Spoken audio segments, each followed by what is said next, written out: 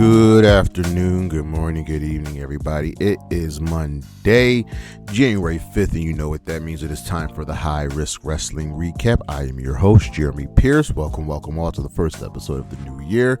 Check out the socials, Charismatic Creations on Facebook and YouTube, Charismatic_Creations52 on Instagram, and of course the 215 on Twitter.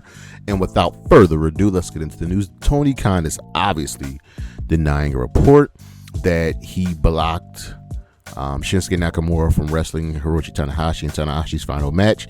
That could not be further from the truth because, one, Tony Khan is a major wrestling nerd and has a long history and respect for New Japan Pro Wrestling. I mean, Tony was very much allowing Billy Gunn to be part of the DX Hall of Fame induction as long as WWE reciprocated something in kind.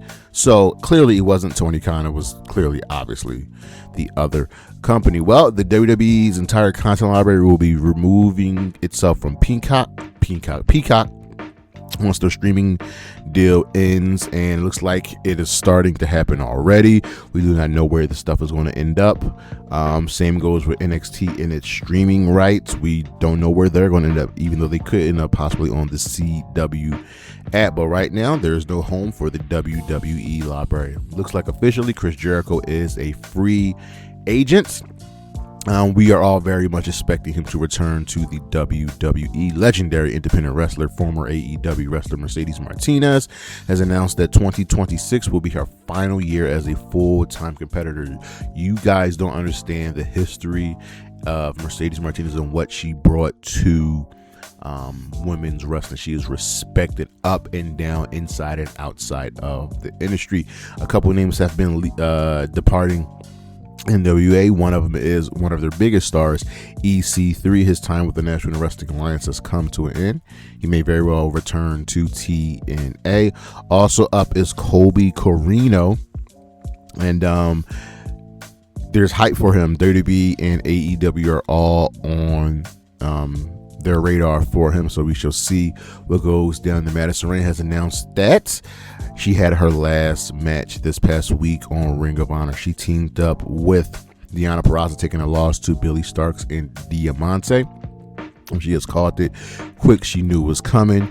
She's been a great ambassador for women's wrestling, a former, I believe, 4-time knockout champion, and she's primarily served as a coach and trainer in AEW. Matt Cardona is officially back in the WWE. He's going by Matt Cardona now, not under his former name of Zack Ryder. He is always ready. He joins the Smackdown brand, where he will be wrestling under, and of course he'll be there with his wife Chelsea Green.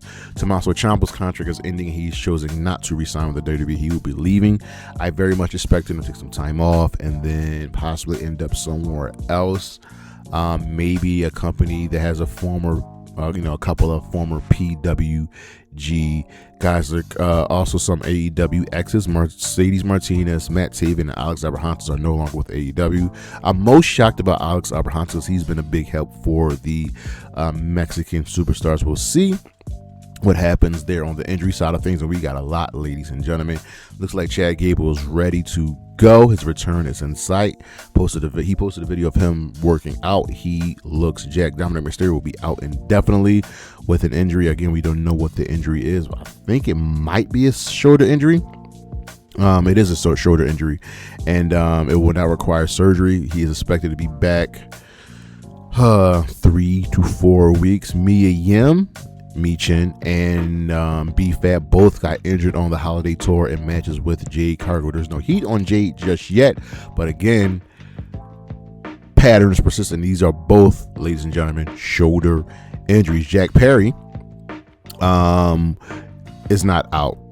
He's not out as they play the injury angle for him on TV, but that's just kayfabe, whereas his partner Luchasaurus is out with a shoulder injury. It's an epidemic right now.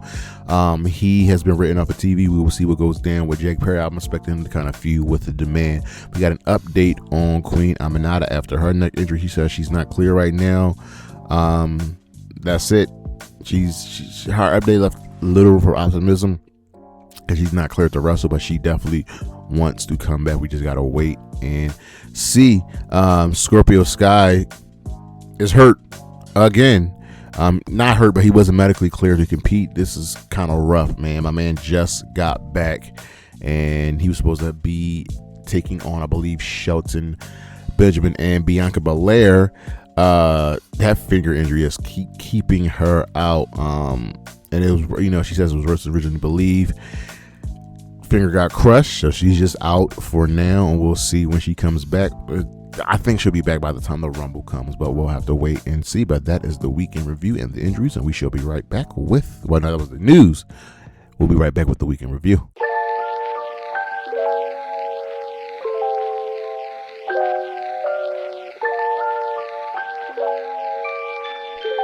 All right, it's the week in review. You know how we do. I didn't mean for that to rhyme. We know we start off with Monday Night Raw.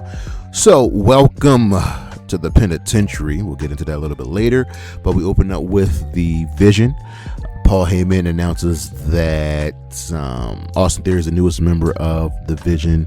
CM Punk interrupts all of them after Austin spoke about waiting his whole life for this moment. Punk confronts Heyman and Braun. So listen, do this by yourself. So the Vision leaves. It's just Punk and Braun runs down everything, speaks about that he's the now, dresses accusations that he's the shiny new toy, spoke about his lineage and the pressure and legitimacy that's involved with all of it, and promised to put Punk down and become champion. Well, tonight Punk respond.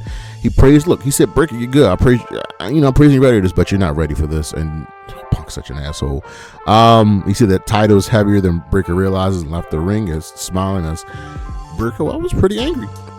We're backstage with Jackie Redmond, who interviewed Raquel and the rest of the Judgment Day. There's a little bit of turmoil going down. Liv and Roxanne appeared briefly, hyping at Raquel, who says she can handle the business alone tonight because the first match of the evening was the Women's World Championship match with Nikki Bella and Raquel Rodriguez challenging Stephanie Vaquer for the title. And it was a fine match, a little sloppy with some early brawling on, but Nikki applied an STF, wink, wink, nudge, nudge. Raquel powered out. The final sequence was Raquel hitting a Tejana bomb off the top rope on both Nikki and Stephanie, where Stephanie knocked Raquel out of the ring, threw her out of the ring, and then rolled up Nikki Bella for the W. It's very, very smart on her part. We were backstage again with Ms. Redmond, who questioned Gunther about his attitude since beating John Cena. Ladies and gentlemen, Gunther did nothing wrong. He won a match. Listen, you're going to retire Cena. You can be cocky about it. People just don't like it. Truth appeared, interrupted him, so we're going to get a match later. In the ring, we were with the Kabuki Warriors, who gloated about beating Rhea and Io up next week. Well, Riho, that's what the team's name is, came out. They brought with the heels getting sent to the back. We got the tag team title match coming up. Ray spoke with Punk, saying that he knows Punk wants to have his back, but he's sure that he has his covered. Gunther easily ran through Truth. Truth got a little bit of moves in, but nothing much. Gunther tapped him out. Jey Uso was in the back getting a pep talk from his brother Jimmy, and Jey was a little subdued, and things haven't been going his way. He didn't want to drag Jimmy down with him, and Jimmy's like, bro, we brothers. I'm here to pick you up. You pick me up. Let's do this. Yeet. Javon Evans was just kind of all over the place talking with AJ and Dragon Lee, and he will end up having a match later on. I believe either later on this week. He had said his meeting with Adam Pearce to figure things out about where he might go to. Los Americanos confronted them all, followed by the Creeds and Ivy Now were shown watching backstage. So for the record, I believe Javon Evans, Jordan Grace, and Trick Williams are being called up to the main roster. I'm trying to figure out if there's anybody else for now. I don't think so. Austin Theory warmed up with Logan Paul waiting nearby, and Paul Heyman entered and told Theory, look, it's a big night. Don't let Rey Mysterio ruin it. Breaker and Reed pledged their support. All right, let's see what's going on. Of course, Rey Mysterio won by DQ, looks like, because he was getting the W, and Logan Paul attacked.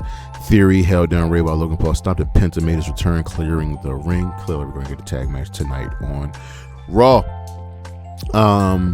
Io and Rhea in a video package said that, they are going to win the tag team titles. And in the ring, Maxine Dupree thanked the fans for her support and, vowing to retain the IC title against Becky Lynch next week, which is tonight. Becky interrupted, insisting that she didn't tap out.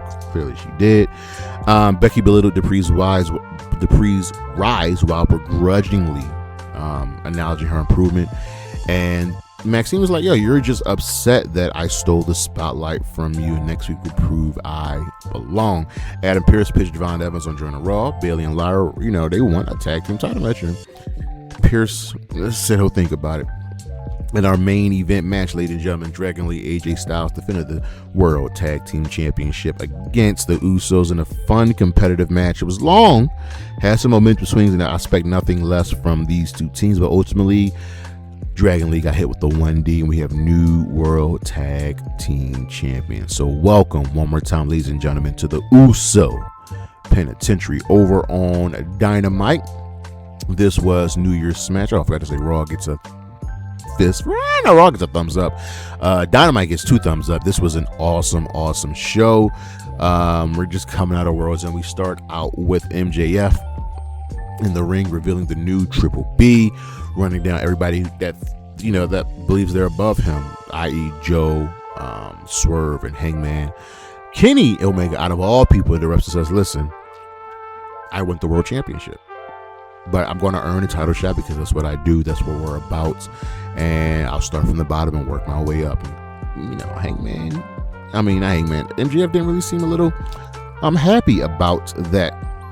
He was interrupted by Hangman and Swerve, who fought off security to get to him, but MJF skedaddled and Joe appeared on screen. He says he's got to deal with Hobbs. He's got to deal with Swerve and Hangman. And Swerve was like, "Look, next week, lights out. Me, Hangman, Hobbs, and Hook. It's going down."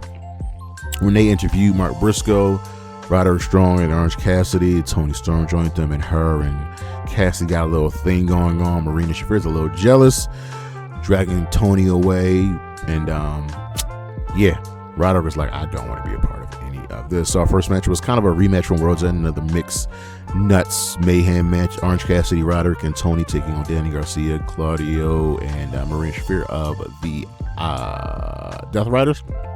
And they just started fighting from the get-go. Really fun match, really great match. Tony tried going for a giant swing on Claudio, but Danny Garcia stopped that.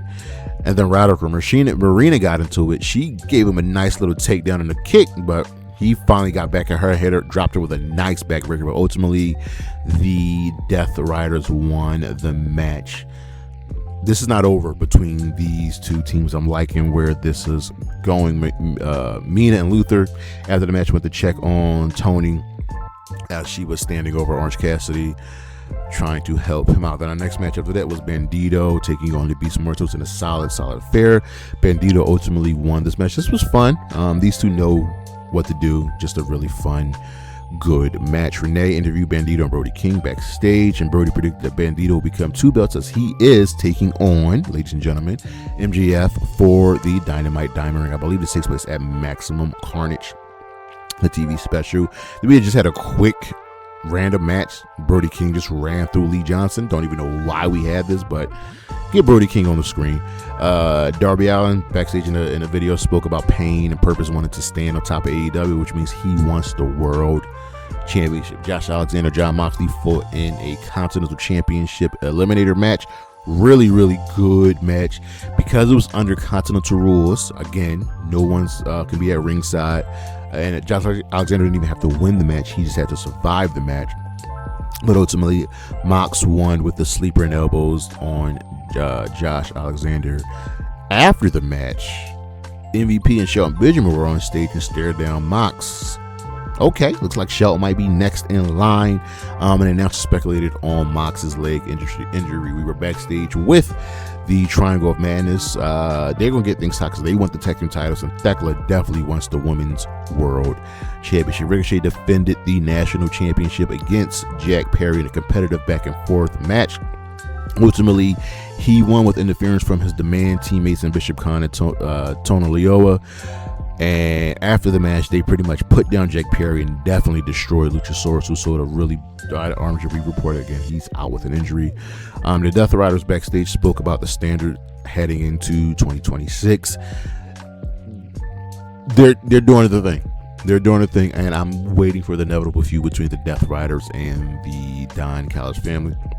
And our main event, ladies and gentlemen, Mercedes Moné, who vowed to beat Willow Nightingale's ass, put the TBS championship on the line in a fantastic match, ladies and gentlemen. The physical back and forth about these two work so well together. Ultimately, Willow Nightingale defeated Mercedes Mone with the power bomb, winning the TBS championship, becoming the first ever women's double champion in AEW. She's also the first ever two-time TBS champion. So that means her and Chris Statlander are both one title away from becoming Grand Slam or Triple Crown champions in AEW. We'll see what they say about it when it inevitably does happen. After the match, the rest of the conglomeration came out. Jet Speed came out to celebrate. Harley Cameron, her tag team partner, came out, and then Chris Statlander came out, stood across from her from the ring, and you got to give the people what they want, and they hugged it out. Love it. A great episode and a great way to end off 2025. Over on Impact, the show gets the fist. Santana is coming, so we're all building up towards the AMC debut of TNA. So the first match of the evening was the Angel Warriors taking on the Elegance brand. The tag team titles are being held up by the Inspiration, so this was a way to get the women involved. It was a good, solid match. Could have been better, but ultimately the Elegance brand won the match. Remember, Lei Yingling, ladies and gentlemen, is the Knockouts champion. Backstage with Gia Miller, she was interviewing Santino about what went down with his daughter, and he, was barely able to speak, and asked her to deliver a paper to Tommy Dreamer. Mustafa Ali ended up defeating the hometown man in a solid match. So we're building up Ali once again. After the match, Order 4 continued beating him down to a fake Elijah appeared on stage, drawing away Order 4 until the real Elijah appeared, chased Ali off with a guitar, and then cut a promo saying that he hates when people mess with his friends, and challenged Ali to a match at Genesis, which is the next TNA pay-per-view. We were backstage with the Rascals they're all targeting the X Division Championship. Zach went to approach Santino about an opportunity, and he approved the match, saying the winner would face Leon Slater. So it looks like all the Rascals will be facing each other. Then we were in the ring with Team NXT addressing the audience, and our integration. She bragged about putting her father down. She wants to get out of his shadow, not be Santino's daughter, which is great. That's all great, but you have to turn on your pops like that. She said something needed to change, which is why she's no longer daddy's little girl. She, Stax, her actual fiance, is her new daddy, and they kiss. Jody Threat, Jada Stone, and Indy Hartwell took on Tessa Blanchard, Victoria Crawford, and Mila Moore. It was kind of a showcase for the two new knockouts, Jada Stone and Mila Moore. A match fought through the commercial break. Ultimately, Blanchard, Crawford, and Moore won as she got the pin on Jada Stone. So the new knockout the new knockout. We got an injury report on Elijah and Lei Yingling, and then we got some footage with the Righteous, and they're dragging Matt Hardy away. We saw that from the cage match, and Hardy has Vincent and Dutch's necklace, and it's just a gift, you know what I mean? And Vincent laughed benignly as they are getting to Matt Hardy in the ring. Then we get into the ring with the Righteous and Fan Shannon. We want Matt and Vincent claim, look, he's a reflection of Jeff Hardy. The Hardys come to the stage, and Matt called their behavior creepy and rejected their help. He ended up challenging them to a fight. Dutch said they just wanted the Hardys to help each other reach their potential. Matt said his only goal was elevating TNA as it has into AMC era, so they're not done. Vincent and Dutch, the Righteous, are not done with the Hardys. Our next match was the Rascals triple threat match. Trey, Zach, and Myron Reed. There was no Desmond Xavier. Solid match. Leon Slater was on commentary. The winner of this match will become the new number one contender, which was won by Myron Reed, who got the 450 splash on Zach Winston. They all hugged it out. That's what, boys will be boys. What you gotta do. We were backstage with Bear Bronson, showing him and Frankie Kazarian warming up. for the title match. In the ring with the system, they addressed the crowd. Eddie and JDC reflected on JDC's final match, and he proposed one final match as a unit. And they challenged Cedric Alexander, Leon Slater, and the Hardys for next week. We're backstage with Gia Miller, who were interviewed the Hardys about the match next week. They said they were looking forward to it, and as they left, they stumbled upon a room containing a shrine dedicated to them. So the Righteous, they're making their move, ladies and gentlemen. The Righteous are making their move. In the main event, Frankie Kazarian defended the World Championship against Bear Bronson. Bear was never going to win this match, but it was very, very solid. And Kazarian won with the fade to black. After the match, though, Santana appeared in the crowd, and it was noted that Santana's next in line for a title shot, and Santana revealed that Santino giving him the title shot is not on Genesis. It's taking place on the Live AMC debut. Okay, I'm expecting Santana to actually lose that match. Who knows? Over on SmackDown, this show actually gets a thumbs up. We're back to 3 hours, and Drew is evil. We'll get into that a little bit later. We open up with The Miz, who complained about 2025. He had his airing of grievances. Sir, Festivus was last week. He didn't get this John Cena match. You got the ungrateful rookies being passed over for Marty Supreme, yada, yada, yada. Bringing back the Tiny Boss chant. Randy Orton came back, dropped him with an RKO, and then dropped him with another RKO. Lash and Jade approached Asuka and Kairi. Asuka and Kairi declined a match. So, okay. Orton told Cody that after Cody's done beating Drew, he's coming for the championship. Either Cody or Randy got to turn heel. Somebody. But finally, our first match of the evening was a tag team match, the 8-man tag. It was the Kabuki Warriors teaming up with Nia Jax and Lash Legend to take on Charlexa. I'm gonna call him that. Charlexa and Riho. This was fine, just to get everybody involved, because we know we got that tag team title match, but ultimately the good guys won. And the only thing it's crazy, because we wanted the tag team titles to have more focus, and that's great. But it's also involving a lot of the main event women on SmackDown, and SmackDown doesn't have any women right now because they're all in the tag team title picture. And then we just found out Michin and B-Fab are hurt. Chelsea Green is dealing with Julia. Kiana James is a manager. Piper Niven is hurt. They're not pushing Alba Fire. They're not pushing Candice LeRae. Jade ain't got nobody to fight, unless. We'll get to that just a little bit later. Nick Aldis pitched SmackDown plans for none other than Jordynne Grace, who looks like she's getting her call up, and that could be as someone to really give Jade a run for her money. But I think they're holding off a real feud for Jade until Bianca Belair gets healed. But Jordynne Grace is right there. Chelsea and Alba interrupted, so one of them is facing Jordynne Grace next week. Kit Wilson cut a promo about toxic masculinity, and he will be facing a mystery opponent who is none other than the returning Matt Cardona. No longer Zack Ryder, and of course Cardona won with the Rough Rider. We got a video package for the ambulance match between Priest and Aleister Black.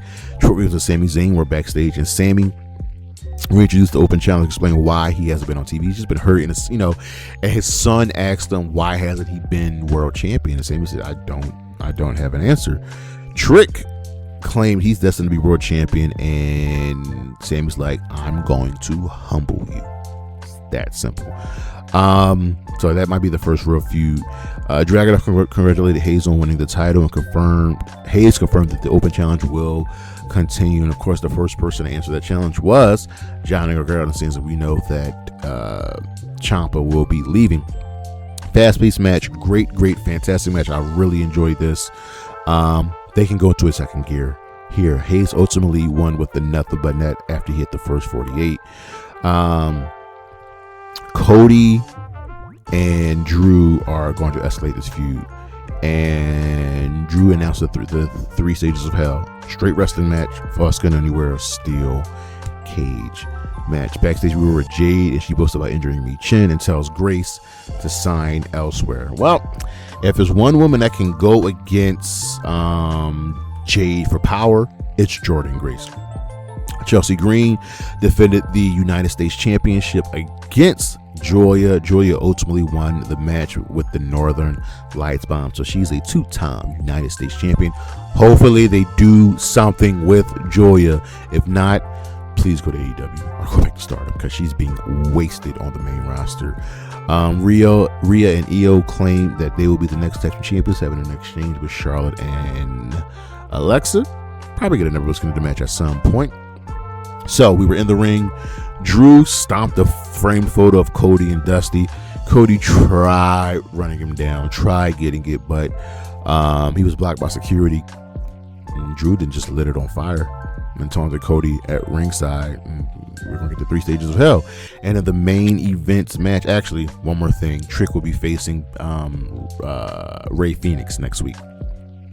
Main event match, ambulance match between Aleister Black and Damian Priest. Solid match. This was better than every single match that they had, even the Falls Count Anywhere match. You thought that would be the end, but no. Priest won, hitting hit him with the Razor's Edge first through the windshield and then off of the ambulance through a couple tables and put him in the ambulance. Match is over on Collision. Well, we are back to the usual Collision. That's how things go. We are at the Arlington residency. The cold opens are back, so we got opens from Tony Amin and Christopher Daniels hyping up his boy Dante Martin, who's replacing Scorpio Sky, MVP Darby Allin. The first match was El Clone finally making his debut, mirroring Hologram's debut, which took place at that same residency a year ago. He was taking on my man Lee Malenko, aka Angelico. Angelico, aka Lee Malenko. Good quick match. El Clone won with the portal bomb. He was doing stuff in his I've just never seen before. It sucks that right when the feud was to start, both Clone and Hologram both got injured. That sucks.